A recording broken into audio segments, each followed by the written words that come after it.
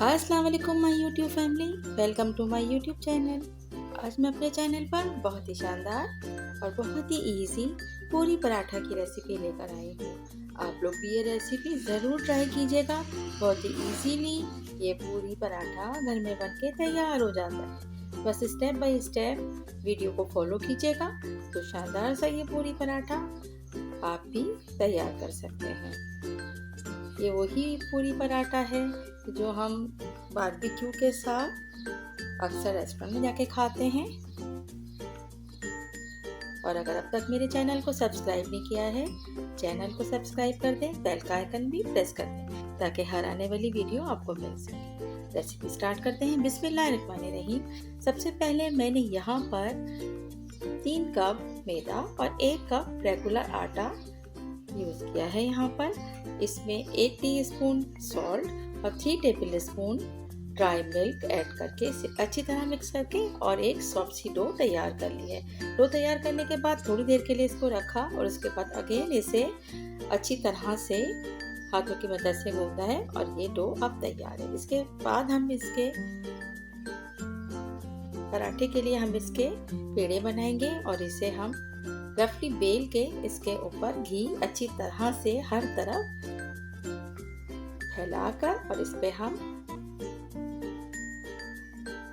थोड़ा थोड़ा मैदा ऊपर से हम इसके ऐड करते जाएंगे।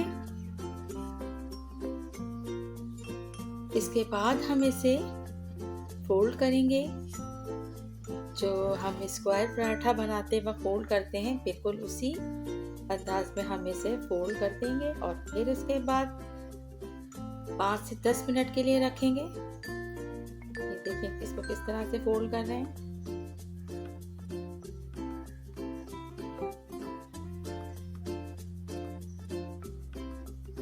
थोड़ा सा सॉफ्ट होता है इसलिए ये बीच में से टूटने का डर होता है। बहुत हल्के हाथ से इजीली इसको बनाना होता है। इस तरह से ये सारे पेड़े प्रिपेयर करके हम रखेंगे और 10 से 15 मिनट के बाद हम इसको राउंड शेप में शेप देकर फिर हम इसे 5 से 6 मिनट रखेंगे और फिर हम अब इसमें पूरी पराठे को हम फ्राई करेंगे। एक दफ़ा आपसे और शेयर करती हूँ कि किस तरह से मैंने इसे फोल्ड किया था।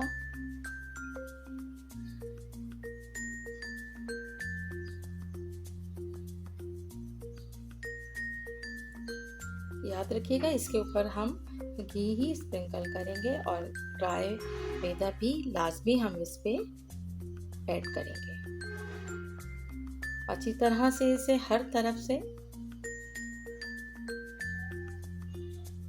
फैलाने के बाद इसे इस तरह से फोल्ड करेंगे। फोल्ड करने के बाद हम ये सारे पराठों को रखते जाएंगे। अब इसके बाद का जो स्टेप है वो मैं आपको दिखाती हूँ कि स्क्वायर पराठे को हमने किस तरह से फोल्ड किया है। चारों तरफ से हम इसे इस तरह से समेट के और इसे एक राउंड शेप दे लेंगे। ये देखिए ये बहुत इजीली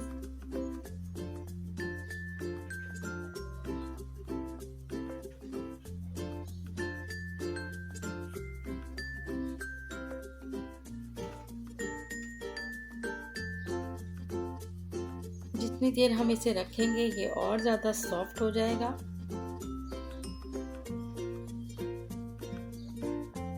सारे पराठों को हम इस तरह से शेप देके और फिर इसे रेस्ट के लिए रखेंगे। इस तरह से ये सारी पूरी पराठा जो है हमारा अब तैयार है। ऑयल को अच्छी तरह इस पूरी पराठे को फ्राई करने के लिए हमें थोड़ा फैला हुआ सॉसपैन चाहिए होता है जिसमें हम इजीली इस पराठे को तैयार कर लें, क्योंकि हमें इसमें ऑयल थोड़ा ज़्यादा रखना होता है और ऑयल अच्छा खासा गर्म करने के बाद हमें ये पूरी पराठा फ्राई करना होता है। पूरी को बेलते वक्त हमने इसमें नाइफ की मदद से होल करना होते हैं। या फिर आप इस वक्त जिस वक्त आपने इसको फ्राई पैन में डाला है इस वक्त भी आप इसमें होल कर सकते हैं ताकि ये अच्छी तरह से हर तरफ से सिक जाए। अभी देखें क्योंकि मैंने ये होल बाद में डाले हैं इसके पराठा पूरी के अंदर, तो इस वजह से ये सेंटर से थोड़ा सा अभी फ्राई होने से रह गया है, लेकिन हम इसे अगेन पलटेंगे और पूरा कंप्लीटली इसे फ्राई करके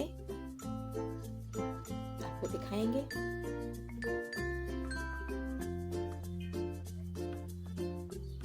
इस तरह से ये पूरी पराठा हमारा जबरदस्त सा तैयार हो गया है। रेसिपी पसंद आई हो तो उसको लाइक शेयर कर दीजिएगा और मेरे चैनल को सब्सक्राइब करना याद रखिएगा। Thank you so much. अल्लाह हाफिज। Take care viewers.